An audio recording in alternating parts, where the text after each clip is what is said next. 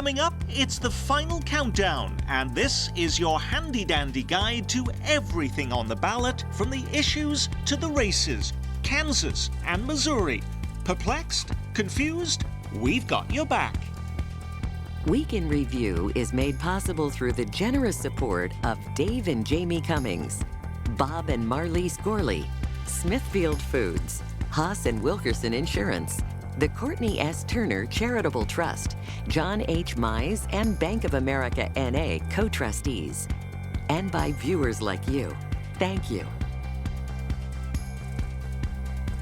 Welcome, everyone. I'm Nick Haynes. This week we are on a mission to make you the most confident, informed, and engaged voter this side of the Mississippi River. That doesn't come without a cost. Our journalists this week haven't slept in days preparing for the show, but still looking bright-eyed and bushy-tailed. Mr. Up-to-Date on KCUR-FM, star editorial writer Steve Kraske. From 41 Action News, reporter Stephen Dial. On the political beat at KCTV5 News, Caroline Sweeney. And political analyst, columnist, and star editorial writer Dave Helling.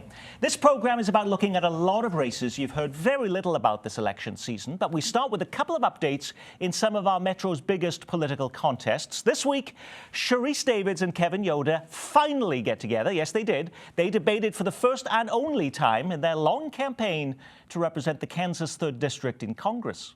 Kevin Yoder has had his opportunity to make things better and has instead voted 97% of the time with his party, 92% of the time with Donald Trump, and has taken so much money from the gun lobby, from payday lenders, and from other special interests that he is not representing our district. My opponent moved here to run against me. Other than a brief stint in the community college here, she's not dedicated to our community. She's voted here twice in her lifetime before deciding to run against me. She doesn't have a job in this community, doesn't own a home in this community. I've been dedicated my entire life here. What we do know about my opponent is that she's one of the most liberal candidates to be nominated for Congress, as if she's running from California. Now, we asked our viewers prior to the debate, is there anything either of these candidates could say that would change the way you vote? Not one person said yes.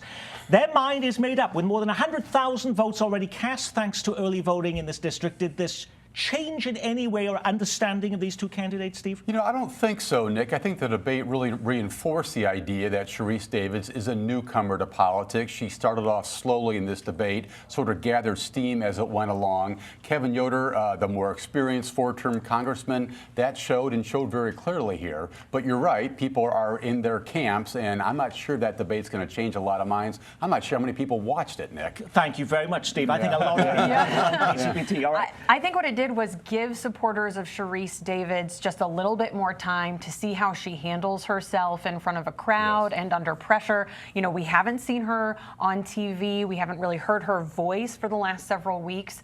So supporters, it was a chance for them to really see her in action again. Stephen Dial, you are actually going to take your shoe off right now, yes, aren't you? If you had the barbecue sauce. That this would never ever happen. I sat so I here want to next see to you my lead it on the friend show and right told now. him that this wasn't going to happen. Props to you guys for making it happen.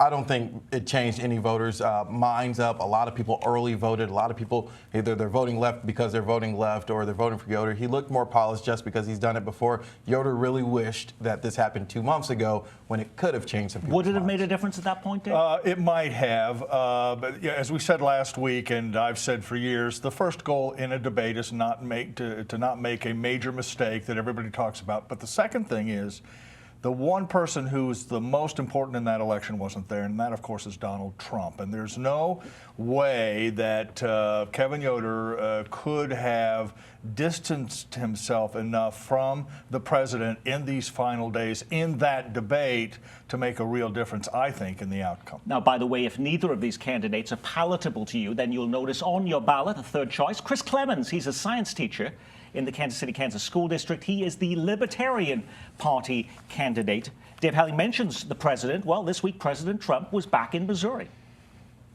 In just 5 days, the people of Missouri are going to retire far-left Democrat Claire McCaskill. The president in Columbia, Missouri, rallying for Republican Senate candidate Josh Hawley. Former Vice President Joe Biden flies in for Hawley's opponent, Claire McCaskill. My name is Joe Biden, and I work for Claire McCaskill. Meanwhile, Vice President Mike Pence takes over the new Hy-Vee Arena downtown for a bi-state rally to boost area Republican candidates, including Josh Hawley and Chris Kobach. Is there any more influencing, though, to do in these races? Has the public already made up their mind in the race to be Missouri's senator and Kansas governor? Caroline Sweeney? Look, I was at that Trump rally yesterday in Columbia, and let's be clear, this was a rally that was paid for by the president. This was not a Josh Hawley rally. Josh Hawley just happened to be there. But as I was talking with people walking in of all ages, men and women, I asked them, do you know who you're going to vote for on Tuesday? And out of the 10 or 15 people I was able to speak to, only one said she was still trying to make up her mind. So I think this is just more powerful images for candidates like Hawley and Kobach to have the president there. I don't think it's changing minds. You wouldn't expect a lot of people attending a rally to be undecided. Those folks are usually pretty committed. Having said that, the polls do show 6, 8, 10% of folks undecided in this race, in the Kansas governor's race, despite all the ads, despite all the debates we've seen so far. There is a segment out there that's still hanging that could decide these races. In another news development in the Kansas governor's race, the campaign treasurer for independent candidate Greg Orman resigns and throws his support to Laura Kelly, the Democratic Party nominee. Does this change anything? Is Greg Orman going to fight this out to the end, Stephen Dial?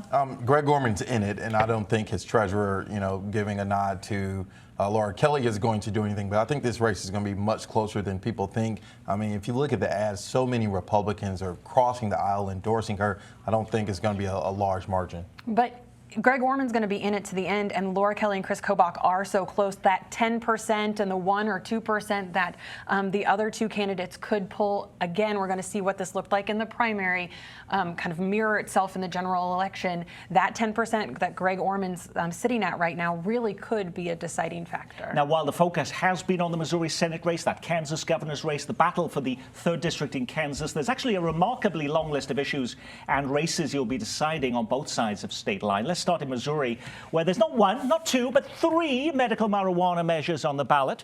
KCPT viewer Jackie is confused. Why are there 3 questions asking basically the same thing? This is how our friends at Newsy is breaking that down for you.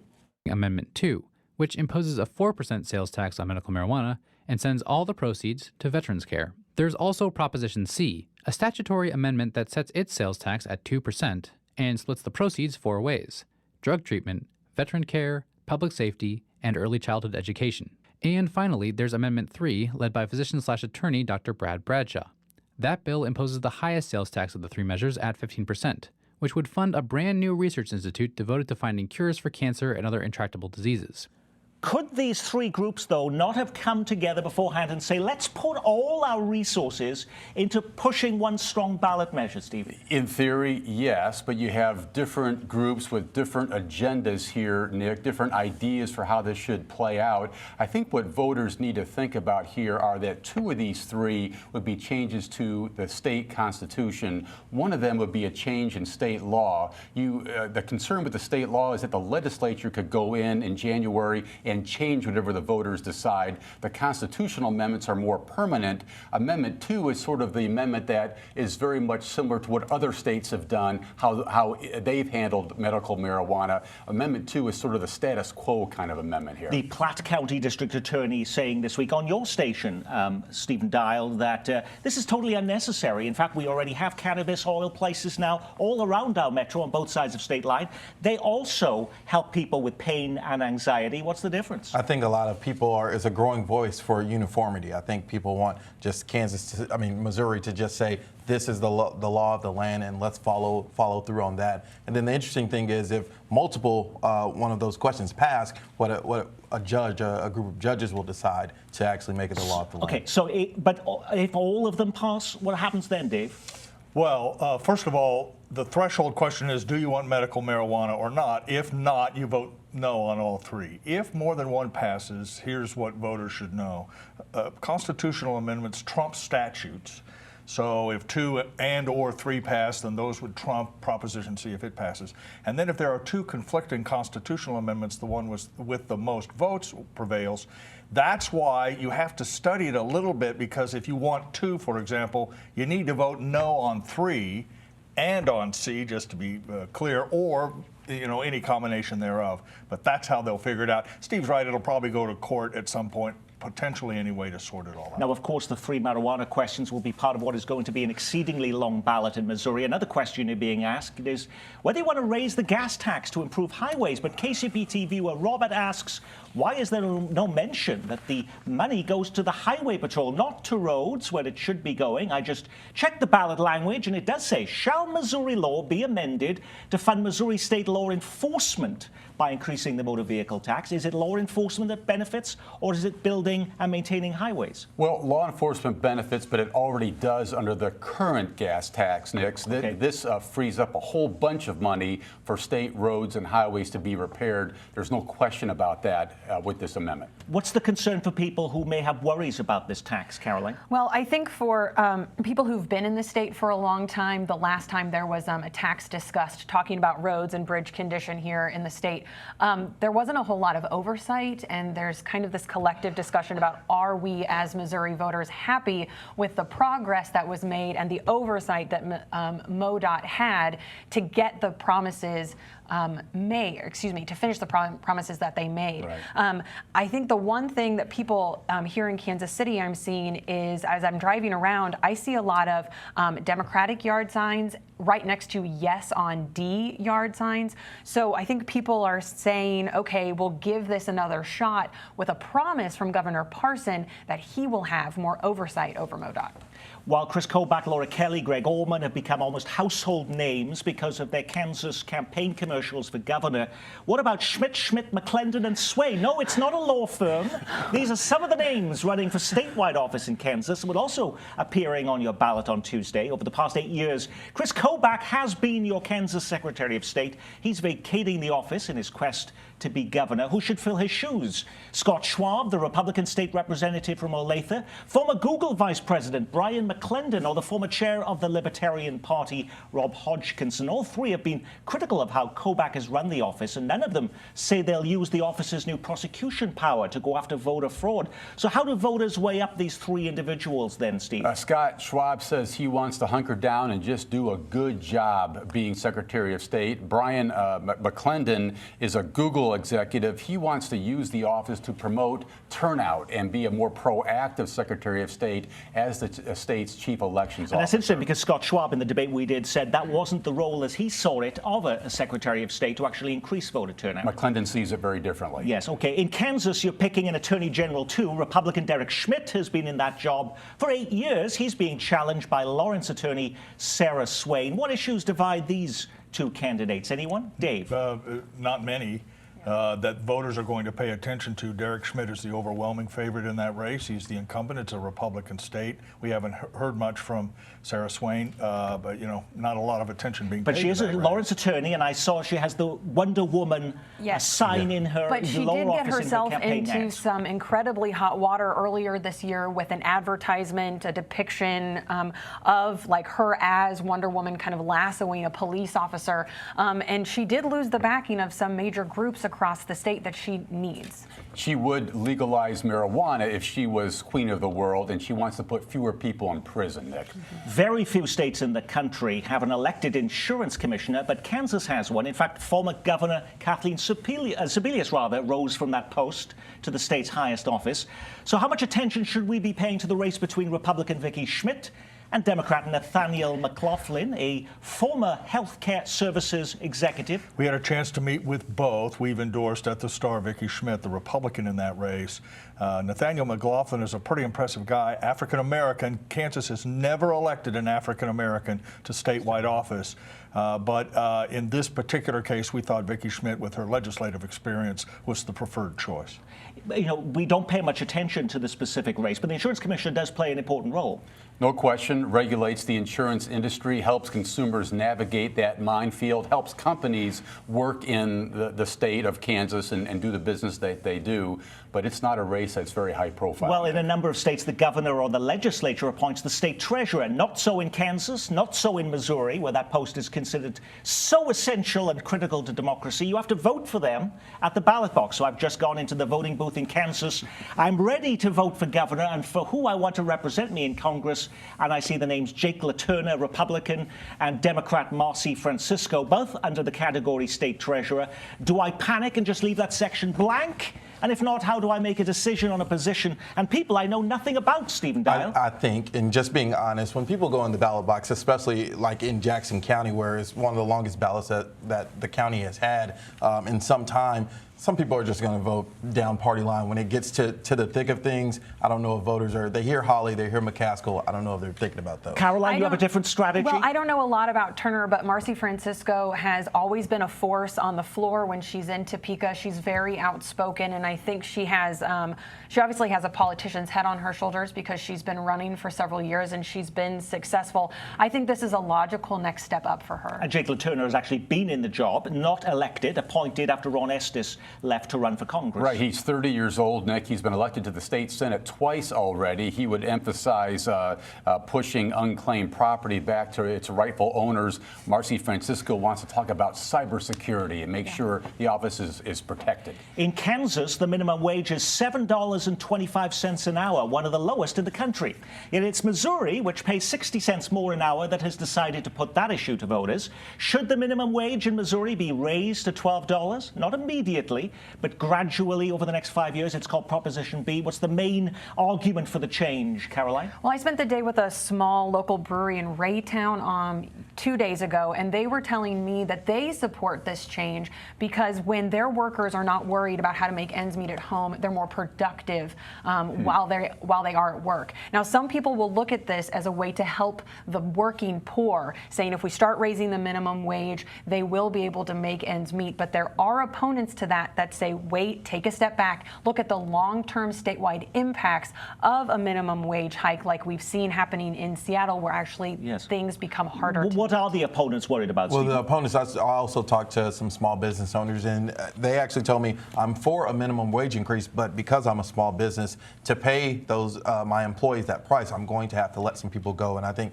that's been some of the conversation as well, saying, okay, well, if you raise it, it's going to either raise the price of those services that I'm providing, or I'm not going to be able to employ as many people. But remember, it's in your hands, ladies and gentlemen. A lot of people complain their vote doesn't actually count much where they live because they're in an area that's so slanted, overwhelmingly Republican or Democratic, that their vote makes very little difference. Some of the research bears that out. There are very few competitive districts for Congress or for state legislature. But is Amendment 1 on the Missouri ballot the best way of fixing that problem? This is what is being dubbed the Clean Missouri measure. This is the proposal that limits campaign contributions and lobbyists' gifts, but it also changes the way legislative districts are drawn. A worry to some is that it will let the only Democratic statewide official in Missouri, State Auditor Nicole Galloway, unilaterally pick a state demographer to redraw those district boundaries. Does it give too much power to one person when currently a bipartisan panel decides the boundaries of those political districts, Steve? Well, the current system, and I've written about this, Nick, sort of endorsing the idea of Clean Missouri. Insiders now are on these bipartisan commissions, and they protect their favorite incumbents, both Democratic and Republican. A lot of folks think it's time for a big change in the way we draw those districts. This is, I think, people might consider it might be worth trying something different in an attempt to get more fairness. That's here. a few people that think it may be skewing the decks.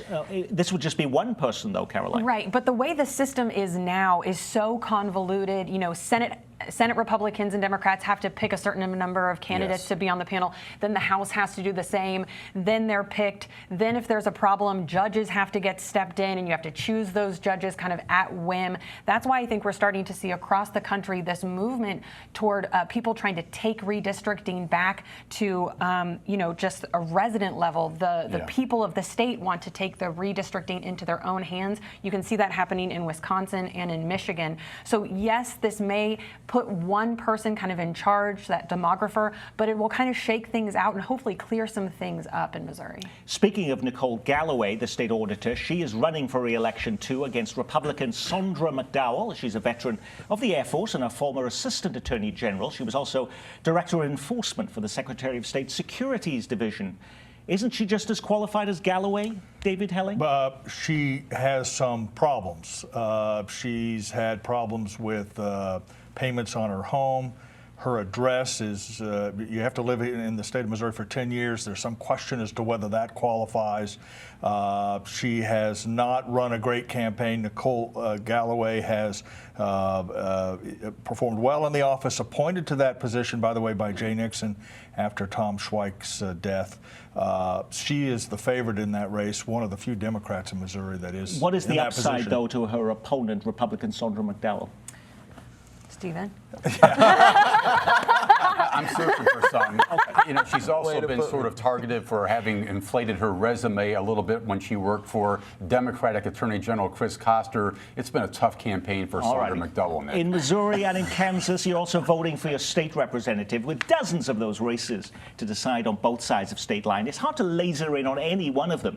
But as this midterm election may decide whether the House or Senate in Washington flips from one party to another, is there anything that dramatically plays out like that in Topeka or Jefferson City? I don't know dramatically, but I think the discussion in Topeka especially is going to be the makeup of the state house. You're looking at representatives and representatives who are trying to decide what their voters want. A lot of discussion is looking at these moderate seats. We saw some of that attrition in the midterm elections. We're going to have to see what plays out in the general. There's no question, because of the results in the primary, that the legislature will be more conservative in 2019 than it was in 2017 in both when states moderates or one or the in other? Kansas. I'm talking about Kansas now. That will be a huge factor if Chris Kobach is the governor, because the legislature will then be able to send him legislation that conservative legislation he would presumably sign. If Laura Kelly is elected, however, she has the veto pen. That would restrain the greater excesses of a conservative legislature. That's the real dynamic to watch for on election night. They all say that politics is local, right? And you can't get much more local than your neighborhood library branch. Many people show an affection for libraries, but are you willing to dip into your pocketbook to help them? The Kansas City Public Library System is asking you to approve an 8-cent increase in your property tax levy that will give them nearly $3 million in extra cash every year. But for what, Stephen? Well, it's for improvements, and I've been in some of the libraries that are in some bad shape. I think the timing of this, from talking to voters, living in Kansas City, I moved here from Florida, and there's a lot of taxes here, and a lot of people have voiced that concern of, I'm not against the library, but man, you want a gas tax and you want this, and so I think the timing will be what people will really So the view decide. is this one tax too many, Dave Helling? Well, we've written that, and we'll see. I think most of the community, the official Kansas City community, has endorsed this tax. It's about $30 a year more for an owner of a $200,000 home in Kansas City, Missouri. By the way, not everyone in Kansas City will be voting on this tax. It's just the library district, which doesn't include north of the river, for example, some other things. So we'll see if the taste for tax increases can be maintained through November. Do you support term limits? The President of the United States and the governors of Kansas and Missouri can only serve 2 terms in office. If it's good enough for them, should the same be true of your local leaders? If you live in Jackson County, Missouri, you'll be asked that question on Tuesday. It's called question number 1. But it's not as simple as it sounds. It asks, are you willing to term limit county leaders and raise their pay by about $15,000 a year? What if I like term limits, but I don't want to pay these folks anymore, Dave? Well, you're out of luck. You have to vote for the spinach with the ice cream, not only on question 1, but questions 1, 2, 3, and 4 all involve term limits for the county legislature, the county executive, the sheriff, and the prosecutor. All would get raises. All would have term limits, and then the rest of the language takes a lot of power away from County Executive Frank White, gives it to other parts of the legislature. Combat, for example, would go to the prosecutor. The sheriff would run the jail.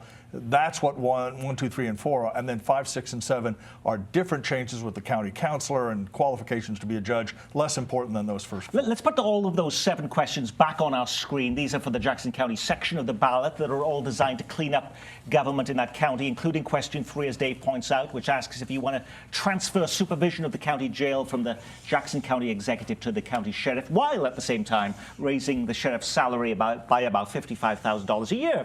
Now, and there's another 5 questions, as you see there. Why make voters work this hard? Why aren't voters being asked to decide one big cleanup measures. Well, Steve? these are different aspects of the county charter, Nick, and each of these questions has to be addressed. So we're not just trying to purposely punish voters in here. Well, they are essentially doing that, though, because it adds a lot of length to the ballot. Having said that, what voters need to weigh here, Frank White, to emphasize Dave's point, is walking away here with a whole lot less power if some of these questions pass. At the same time, he'd be getting a pay increase. The big question after this will be next year, should we even do away with the county executive, because he doesn't have much to do with it. Can I just say very quickly that it's all politics why this is so confusing, Yes. because everybody knew term limits would be popular. Legislators said, okay, if we're going to put that on, we got to cram all this spinach in here too. There are myriad ways you could have written these questions to make it easier for voters, but you couldn't get 6 votes in the county legislature to put it on the ballot. That's why it's such a mess. While some people may express concern about a couple of $1,000 pay raises here and there, $3 million, say, more for libraries. Also on the ballot, though, is the man responsible for overseeing 300 times that amount as the head of Johnson County government, Ed Eilert. Also on the ballot are the top local leaders, Jackson County Executive Frank White, which was just mentioned, and Jackson County Sheriff Darrell Forte. Is there any information voters need to know before pushing a button in those races? Well, Ed Eilert is being challenged by Trinette Waldrop, who's a newcomer to the county, hasn't waged a very aggressive campaign. Ed Eilert, a well-known name, maybe the best-known name in Johnson County. I think he's probably in pretty good shape for But there another is term. concern, and I've seen that on the editorial board, about the fact that it's all white men who control Johnson County Right, and government. it's actually for the county commission seats, there are 4 women candidates, and it'll be interesting to see how that dynamic plays out. And a woman, of course, is opposing Ed Eilert for the county chair. One thing I want to say about the Jackson County executives race involving Frank White, doesn't have a Republican opponent, but the charter in Jackson County allows for a petition process. You have to have 20% of the votes cast in the last county executives race, which is very, very high because so many people vote for the county executive. In this case, skip that race entirely. It'll make it easier to do petitions in Jackson Caroline. County. It's really obvious in the last couple of weeks that Darrell Forte has a strong foothold in some parts of Kansas City for that sheriff's race. I think we're going to see an impressive, I wouldn't say impressive, I think we're going to see a large turnout when you're talking about votes when it comes to Darrell Forte. And just bouncing off of Forte, it would be important to see, especially if he gets control over the jail, just the dynamics of that role, that leadership role changing. We try to work through the most impactful issues and races on your ballot. Is there any race that we need to be mindful of that we haven't talked about? Now, I would just urge voters to do their homework before going to the polls, particularly on the Missouri side where there is no advance voting. Some election officials telling me this week, Nick, it's going to take some folks who aren't prepared half an hour, 30 minutes to vote a ballot here. And that is our handy-dandy guide to election 2018. Our thanks to those who've given up their lives over the last few weeks and months to get us here. From 41 Action News, Stephen Dial, and from the Kansas City Star, Dave Helling. Star editorial writer Steve Kraske, the host of Up to Date, weekdays at 11 on KCUR-FM, and KCTV5 political reporter Caroline Sweeney. I'm Nick Haynes. Now it is in your hands. Thanks for spending part of your pre-election weekend with us.